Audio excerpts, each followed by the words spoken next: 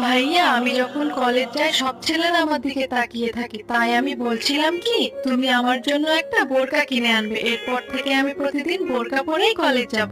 আজকালকার সময় এমন হয়ে গিয়েছে, মেয়েদের পিছনে ছুটতে হয় বোরকা পরানোর জন্য, কিন্তু আমার বোন তো নিজের ইচ্ছাই বোরকা পরতে চাই। এই জন্য আজ আমি সব কাজ ফেলে রেখে আমার আদরের বোনকে সুন্দর একটা বোরকা এনে দেব। বোন, বোন ঘরে নেই, তাহলে নিশ্চয়ই ছাদে গিয়েছে।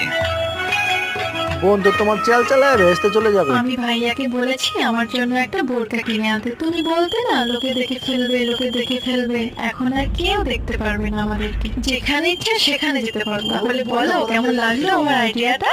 তুই এই কারণে আমাকে বোরখা আনতে বলেছিস? কতটা লজ্জার বিষয়, আজকালকার মেয়েরা বোরখা